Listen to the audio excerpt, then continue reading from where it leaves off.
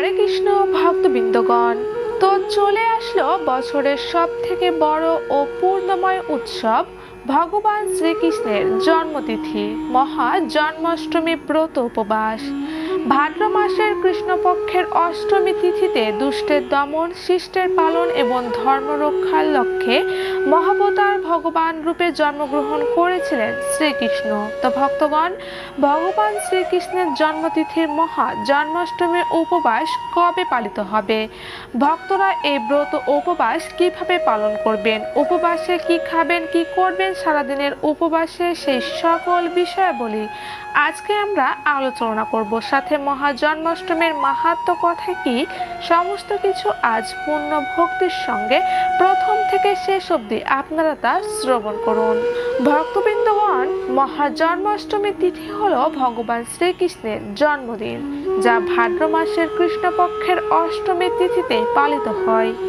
এই দিনে ভগবান শ্রীকৃষ্ণ কংসের কারাগারে দেবকীর অষ্টম সন্তান হিসেবে জন্মগ্রহণ করেন।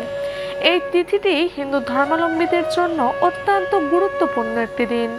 তাই এই দিনে শ্রীকৃষ্ণের বিশেষ পুজো ও ভগবান কৃষ্ণের উদ্দেশ্যে ব্রত উপবাস পালনের বিশেষ ফল ও মাহাত্ম্য রয়েছে। তো ভক্তবৃন্দগণ, আপনাদের জানিয়ে দিই, চলতি বছর মহা জন্মাষ্টমী ব্রত উপবাস পালিত হবে আগামীকাল 16ই আগস্ট শনিবারে। ভাদ্র মাসের কৃষ্ণপক্ষের অষ্টমী তিথি মহা জন্মাষ্টমীর ব্রত কাল 16ই আগস্ট শনিবার সারা বিশ্ব জুড়ে পালিত হবে। মহা জন্মাষ্টমীর ব্রত পালনে মানুষ সকল পাপ থেকে মুক্তি লাভ করে। ভগবানের এই ব্রত পালনে মনের সকল ইচ্ছে পূরণ হয় এবং জীবনে সুখ আসে। শুধু তাই নয়, এই ব্রত পালনকারী ব্যক্তির সকল দুঃখ কষ্ট শ্রীহরি দূর করে দেয় এবং জীবনের সমৃদ্ধিতে ভরিয়ে দেয়। নিঃসন্তান দম্পতিরা এই পূর্ণ ফলময় ব্রত পালন করলে বলিষ্ঠ সর্বাঙ্গ সুন্দর পুত্র সন্তান তারা লাভ করতে পারে। এক কথায় মনুষ্য সকল ব্যক্তিকে ভগবানের এই জন্মাষ্টমী ব্রত পালন করতে হবে।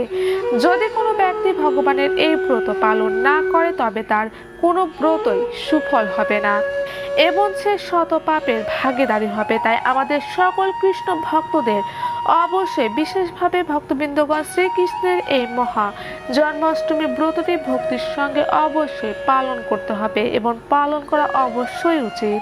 তো ভক্তগণ, এবার আপনারা বিশেষভাবে শ্রবণ করবেন কাল মহা জন্মাষ্টমীর ব্রত বাড়িতে কিভাবে পালন করবেন, ব্রতের দিন কি করবেন, কি খাবেন, তা আপনারা অবশ্যই সকলে এবার তা ভক্তির সঙ্গে শ্রবণ করুন। ভগবান শ্রীকৃষ্ণের মহা জন্মাষ্টমীর উপবাস আগামীকাল 16ই আগস্ট শনিবার। সেক্ষেত্রে যে সকল ভক্তরা এই মহা উপবাস পালন করতে চান, তারা অতি অবশ্যই জন্মাষ্টমী ব্রতের আগের দিন সংযম পালন করবেন। অর্থাৎ 15ই আগস্ট শুক্রবার সকল ভক্তদের নিরামিষ খাবার গ্রহণ করতে হবে এবং নিরামিষ খাবার গ্রহণ করে সংযম পালন করতে হবে। সংযমে কিন্তু কোনো প্রকার আমিষযুক্ত খাবার একেবারে গ্রহণ করা যাবে না ভক্তবৃন্দগণ, এবং সংযমে সারাদিন শুধুমাত্র একবার মাত্র অন্ন খাবার গ্রহণ করতে হবে। বাকি সময়গুলিতে রুটি লুচি খেতে পারেন। জন্মাষ্টমীর আগের দিন রাত 11টার মধ্যে শুধুমাত্র শুদ্ধ নিরামিষ খাবার গ্রহণ করতে হবে। রাত 11টার মধ্যে আপনারা খাবার গ্রহণ কাজ সম্পন্ন করে নেবেন এবং খাবারের শেষে অবশ্যই ঘুমাতে যাওয়ার আগে ভালোভাবে দন্ত মাজন অর্থাৎ ব্রাশ করে তবে ঘুমাতে যাবেন। এরপর ভক্তবৃন্দগণ, 16ই আগস্ট শনিবার সারাদিন তিথি ভগবানের জন্মতিথি। তাই জন্মাষ্টমীর দিন সকাল থেকে মধ্যরাত্রি পর্যন্ত সকল কৃষ্ণ ভক্তবৃন্দদের ভগবান শ্রীহরির উদ্দেশ্যে উপবাস পালন করতে হবে। তো ভক্তগণ, কাল শনিবার আপনারা সকলেই খুব ভোরে ঘুম থেকে উঠে পড়বেন এবং স্নান করে নিজেকে শুদ্ধ করে নেবেন। এবার মন্দিরে গিয়ে প্রথমে ধূপ ও প্রদীপ দিয়ে ভগবানের বিশেষ আরতি করবেন।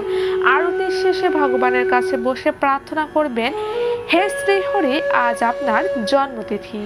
এই বিশ্ব ব্রহ্মাণ্ডের পৃথিবীর ধরাধামে ভক্তদের রক্ষা, ধর্মের রক্ষা, অসুর দানব ও অধর্মকে বিনাশ করতে ভাদ্র মাসের কৃষ্ণপক্ষের অষ্টমী তিথিতে রোহিণী নক্ষত্র যোগে এই ধরাধামে আপনি আবির্ভূত হয়েছিলেন। হে গোবিন্দ, আজ সেই পবিত্র তিথি। হে গোবিন্দ, আমাকে আপনি কৃপা করুন প্রভু, আমি যেন আজকের এই পবিত্রতম তিথির দিনে মহা জন্মাষ্টমীর ব্রত উপবাস সুষ্ঠু ও সুন্দরভাবে পালন করতে পারি। হে প্রভু, আমি অন্ধকারে নিমজ্জিত আছি। হে নাথ, এই ব্রত দ্বারা আমার প্রতি প্রসন্ন হয়ে আমাকে জ্ঞান চক্ষু প্রদান করুন। ভক্তগণ, এইভাবে খুব সুন্দরভাবে ভগবানের কাছে আপনারা প্রার্থনা করে শ্রীহরির কাছে মহা জন্মাষ্টমী ব্রতের বিশেষভাবে সংকল্প গ্রহণ করবেন সকল ভক্তবৃন্দরা। তো ভক্তগণ, আজ 16ই আগস্ট আমাদের শ্রী মাধবের জন্মদিন, তাই মন্দির ও বাড়িঘর সুন্দর করে সাজিয়ে তুলুন। প্রথমে মন্দির পরিষ্কার করে মুছে নিয়ে পুরো মন্দিরে সামান্য গঙ্গা জল ছিটিয়ে দিন। এবার ফুল দিয়ে মন্দির সাজিয়ে তুলুন। ভগবান শ্রীকৃষ্ণের প্রিয় ফুল দিয়ে মন্দির সাজান। পদ্ম, মালতী, গাঁদা, গোলাপ, মাধবী, মল্লিকা বা যে কোনো সাদা সুগন্ধিযুক্ত ফুল দিয়ে সুন্দরভাবে মন্দির সাজান। ভক্তগণ, মহা জন্মাষ্টমীর দিন পুরো বাড়ি ঘর মুছে তারপর সুন্দর করে বাড়ি জুড়ে আলপনা দিন। তুলসী মঞ্চে আলপনা দিয়ে সাজান, এমনকি তুলসী মঞ্চ ফুল দিয়ে সাজিয়ে তুলুন। এবং বাড়ির সকলেই একসঙ্গে জন্মাষ্টমী ব্রতের সংকল্প নিন। মন্দিরের সকল দেবতাদের নতুন পোশাক পরিয়ে দিন এবং বিশেষভাবে শ্রী গোপালকে দুধ, দই, মধু, ঘি ও চিনির রস ইত্যাদি সহযোগে স্নান করিয়ে সুন্দর নতুন বস্ত্র পরিয়ে দিন এবং সুগন্ধিযুক্ত ফুল দিয়ে সিংহাসন ও শ্রী গোপালকে সাজিয়ে তুলুন। বন্ধুরা, যেহেতু শনিবার ভগবানের জন্মদিন, তাই ভগবানের জন্য সুন্দর সুন্দর ভোগ রন্ধন করুন। ভগবানের প্রিয় ভোগ পিঠা, পুলি, পায়েস, দুধের ক্ষীর, লুচি, এছাড়াও চাইলে অন্ন ভোগ রন্ধন করে সেই ভোগ ভগবানকে অর্পণ করে ভগবানের পুজো করুন। যেহেতু ভগবান শ্রীকৃষ্ণের জন্ম মধ্যরাতে হয়েছিল, তাই সকল ভক্তদের জন্মাষ্টমীর বিশেষ পুজো শনিবার রাতে করতে হবে এবং পরদিন সকালে পারণের মাধ্যমে উপবাস ভঙ্গ করতে হবে। এবার ভক্তবৃন্দগণ, আপনারা শ্রবণ করবেন জন্মাষ্টমীর সারাদিন কি করবেন, উপবাসে কি খাবেন কি খাবেন না, এবার তা অবশ্যই ভক্তির সঙ্গে মনোযোগ দিয়ে তা শ্রবণ করুন। তো বন্ধুরা, প্রথমেই আপনাদের জানিয়ে দিই, মহা জন্মাষ্টমীর ব্রত আপনি করুন বা নাই করুন, এই পূর্ণময় দিনে ভুলেও মুখে তুলবেন না অন্য খাবার। যদি কোনো ব্যক্তি ভগবানের এই জন্মতিথির ব্রত জেনে বা না জেনে পালন না করে, তবে সে নরকগামী হবে এবং মৃত্যুর পরও বহু দুঃখ কষ্ট সে ভোগ করবে। তাই এমন পাপ থেকে মুক্তি পেতে অবশ্যই সকল ভক্তকেই এই ব্রত পালন করা উচিত। শনিবার আপনারা অবশ্যই জন্মাষ্টমীর দিন ঘুম থেকে উঠে প্রথমে সূর্যদেবকে প্রণাম করে নেবেন এবং স্নান করে অর্ঘ্য ও জল অবশ্যই সূর্যদেবকে অর্পণ করবেন। এই নিয়মটি পালনে আপনার মন যেমন শান্ত হবে, তেমনি কর্মক্ষেত্রে বেশ উন্নতিও পাবেন।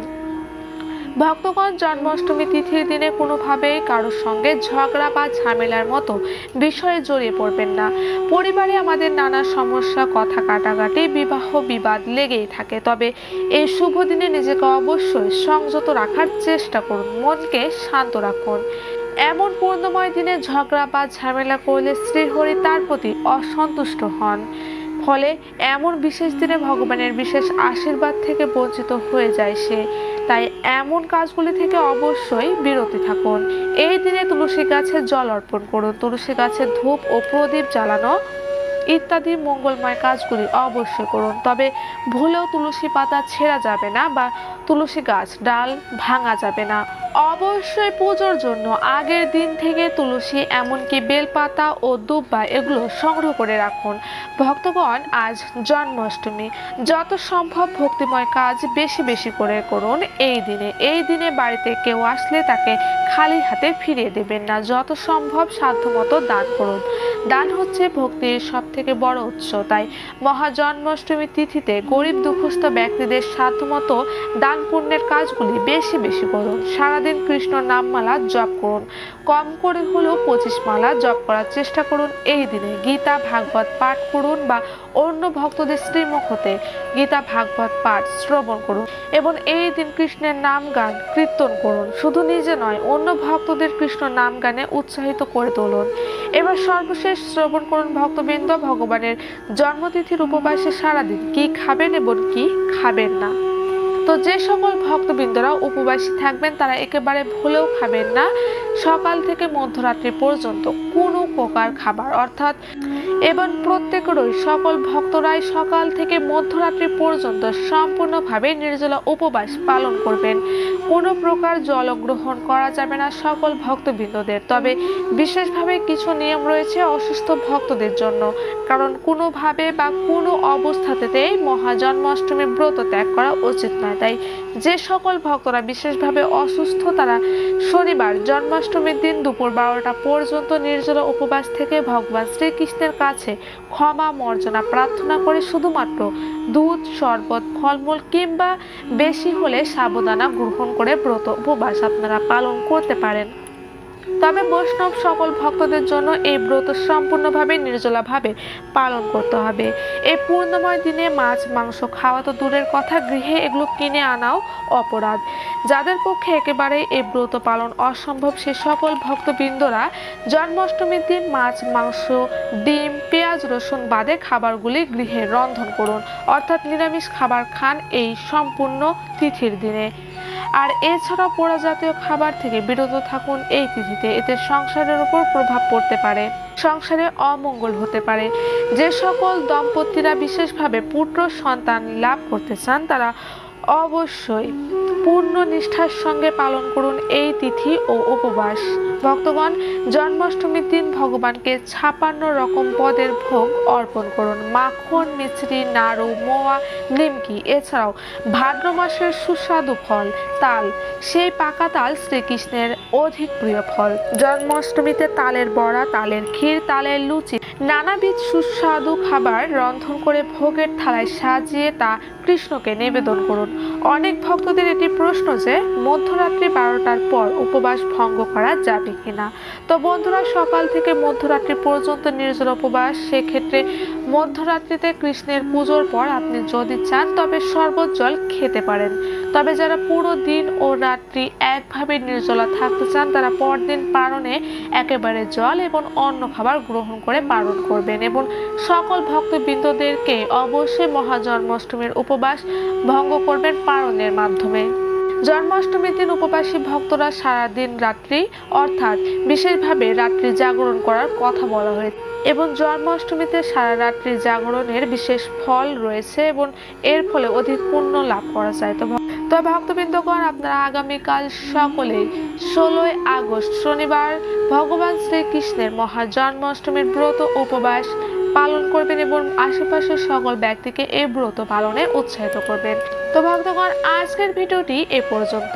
দেখা হবে পরবর্তী কোনো নেক্সট ভিডিওতে। ততক্ষণ সকলে ভালো থাকুন, সুস্থ থাকুন। জয় শ্রীকৃষ্ণ, জয় রাধা মাধব, জয় গোবিন্দ।